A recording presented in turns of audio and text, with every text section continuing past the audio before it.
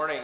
Bonjour à tout le monde. Je vais présenter certaines remarques sur motion 57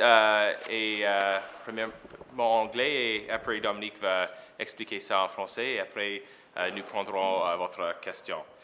Dominique and I are here today to speak about motion 57, a motion which I put on notice in the House of Commons yesterday to promote bystander awareness and training as a way to combat sexual violence, hate crimes, and other forms of criminal activity.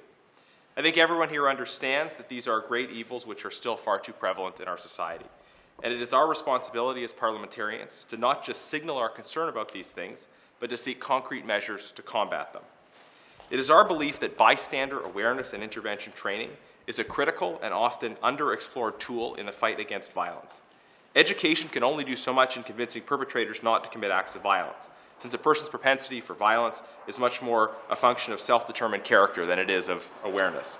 But education can help good people move from passive, unaware, or powerless bystanders into positive interveners. Now, I decided that I needed to take action in this area last fall when I read the story of a woman who was sexually assaulted on a crowded subway in Philadelphia. It is easy to feel superior to these people on the train who failed to intervene. But in the moment when a person is either scared, distracted, or simply shocked into paralysis, or expecting someone else to step up and intervene first, it is easy to understand why effective intervention does not always happen. What is needed is a dramatic expansion of bystander intervention and awareness training so that more people feel ready and know when and how to intervene in instances of violence that may unfold around them. I hope for a day when bystander training has the same status as first aid training. It is something that everyone sees the value in having so that they are ready to respond to emergency situations. And just like first aid training, where employers see critical value in members of their team in key roles having bystander intervention training, and where bystander intervention training is recognized as both a socially responsible and a resume-boosting course for people to have taken. Motion 57 calls on the federal government to promote bystander awareness and intervention training and to lead by example.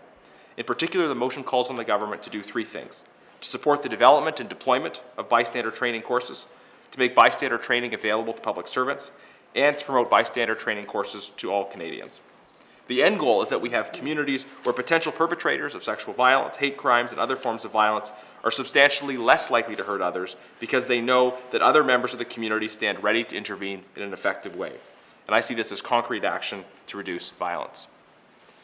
Et Dominique, en français. Oui, bien, merci beaucoup, Garnett. Excusez-moi, je prends mon masque.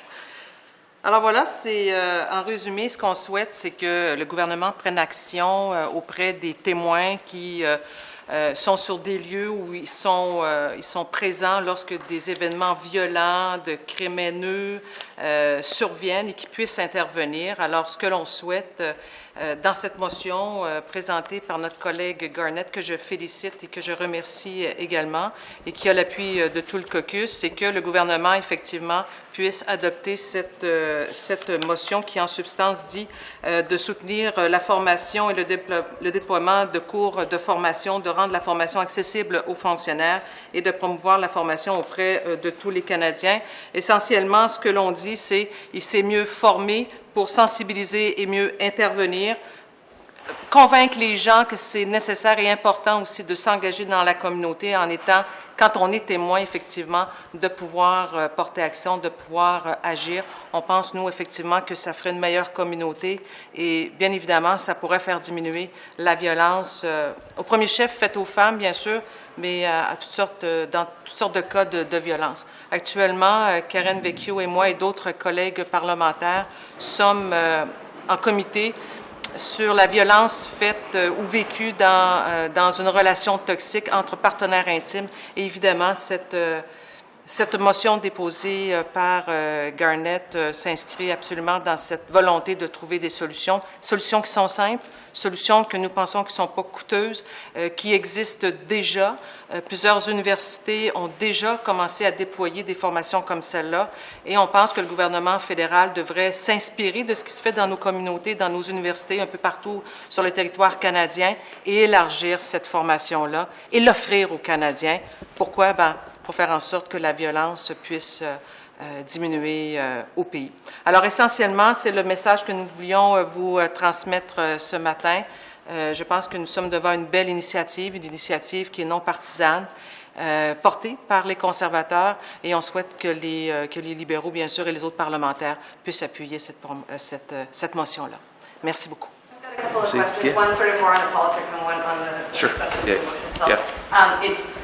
Bystander intervention seems writ large like something most people would want to get behind. Do you have any sense of support from the government or the parties? Well, we've just put the motion on notice, so the dialogue with other parties will happen after that. As you say, I mean, I don't think it's the sort of thing which is going to be divisive. I think it's the sort of thing that other parliamentarians will want to get behind, and so we're working to put it on the agenda, and I look forward to having those discussions with colleagues. I appreciate the members of parliament are busy people, but have you taken a course like this yourself? Yes, yeah. So I've been to a few different sessions, and I found it very valuable, very just empowering to know that if I'm ever somewhere and I see something unfolding, that I don't have to feel powerless or irrelevant. That I can play some constructive role, and of course the way you engage a situation will vary dramatically depending on the nature of the situation.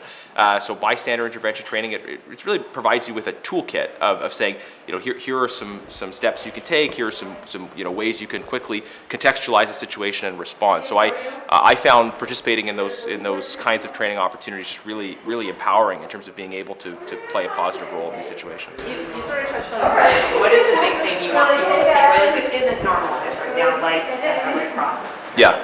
What is the big thing? If people only hear one thing about this idea of bystander training that they haven't considered, what's the big thing? Yeah, I think when people hear stories about bystanders failing to intervene, they automatically go to sort of a judgment of moral failure. Like, why didn't those people do something, right? But I think those who have been in those kinds of situations will recognize that in the moment when you're not expecting something to happen and it happens, you may not be ready, you may have good intentions, but so it's often just a lack of awareness and responsiveness in the situation. It's not a question of moral failure, and the way to make sure that you're not one of those bystanders who fails to intervene is by taking a course, by informing yourself, by becoming aware, so that you are ready to intervene if something happens. Have you ever been in a situation like that personally? Well. A little bit more trivial than the case of violence. When I was a student here in Ottawa, I was in a situation where some people were very clearly sort of stealing a bike in front of me, and I failed to intervene, and because I was, what's going on here? These guys, and they sort of left, and I called 911 2 hours later, and of course I had no useful information 2 hours later. So I felt a little bit of shame in that situation where someone just lost their bike and I wasn't able to respond quickly enough. So it's relatively trivial in comparison to the situation of violence, but I know kind of after that, I thought, man, I need to think in advance about what I would do if this sort of thing happened again, so I would be ready to respond more effectively. Madame Vien, moi j'ai des questions sur le budget demain. Est-ce que Oh, c'est tellement important notre motion. Pourquoi qu'on n'en parle pas plus? À propos du budget, Oui. quelles sont vos attentes personnellement? Ben, écoutez, c'est un budget qui va être, en tout cas, de ce qu'on peut imaginer avec cette association assez particulière entre le NPD et les libéraux. Ce sera un budget qui risque d'être très dépensier et c'est pas ce que nous poursuivons comme objectif. On pense que le gouvernement devrait être davantage sur un agenda de retour à l'équilibre budgétaire et de cesser de dépenser en grande pompe comme il fait depuis très, très, très longtemps. Mais je limiterai mes commentaires à ceux-ci. On va attendre le budget qui va être déposé demain. Alors, j'ai eu un autre sujet, Baie du Nord. Est-ce que ça doit être approuvé à votre avis? Je ne commenterai pas ces dossiers-là ce matin. Je souhaite me concentrer sur la motion de M. Garnett et de notre parti. Voilà. Autre question? Other questions? Okay. Thank you. Go ahead and flip at us in English, or go. We're- Got some fresh stuff. Yeah, What are you expecting? Well, I'm hoping that the budget will include recognition of the importance of bystander intervention training, and we'll be watching closely for that. So, all right, thanks. Take care.